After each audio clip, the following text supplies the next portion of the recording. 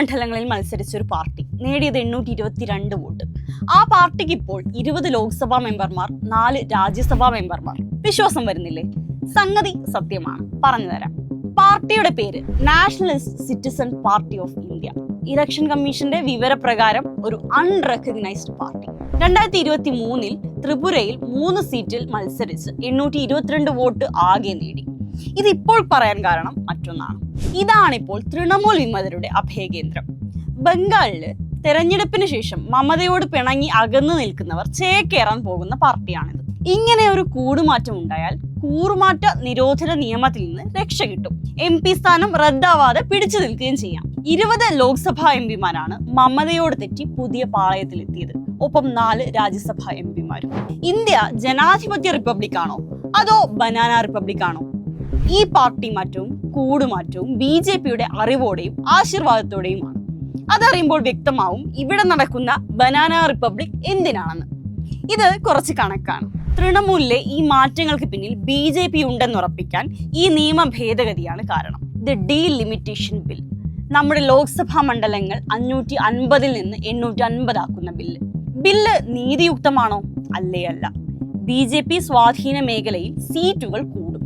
അങ്ങനെ സ്ഥിരതയുള്ള BJP ഭരണം ഉണ്ടാക്കണം. പക്ഷെ പാർലമെന്റിലെ കണക്കിപ്പോൾ BJPക്ക് അങ്ങോട്ട് ടാലി ആവുന്നില്ല. അപ്പോൾ ആ ടാലിയാക്കൽ പരിപാടിയാണ് ഇപ്പോ നടന്നുകൊണ്ടിരിക്കുന്നത്. ഇവിടെ ഒരു പ്രശ്നം, ഭരണഘടനാ ഭേദഗതി കൊണ്ട് മാത്രമേ ഡീലിമിറ്റേഷൻ ബില്ല് മോദിക്ക് പാസ്സാക്കാൻ പറ്റൂ. അതായത് സഭയുടെ 2/3 പേരുടെ പിന്തുണയോടെ നടക്കുന്ന ഭേദഗതി. ഒപ്പം പകുതിയെങ്കിലും സംസ്ഥാന സർക്കാരുകളുടെ പിന്തുണയും വേണം. ഇനിയാണ് കണക്കിലെ കളി നടക്കുന്നത്. ലോക്സഭയിലെ നിലവിലുള്ള അംഗങ്ങളുടെ എണ്ണം 540 ആണ്.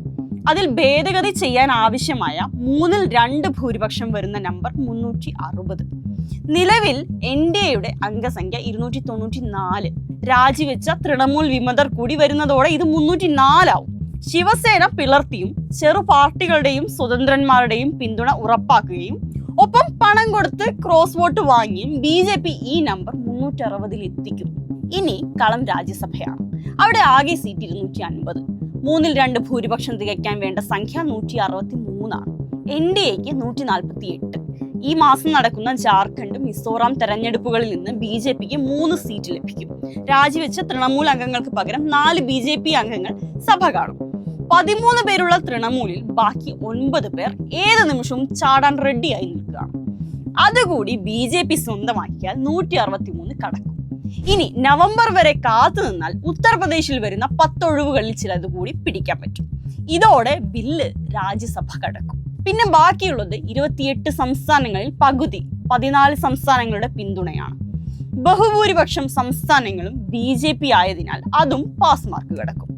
ചുരുക്കി പറഞ്ഞ രാജ്യത്ത് ഈ ഡീലിമിറ്റേഷൻ ബില്ല് പ്രാവർത്തികമാകും.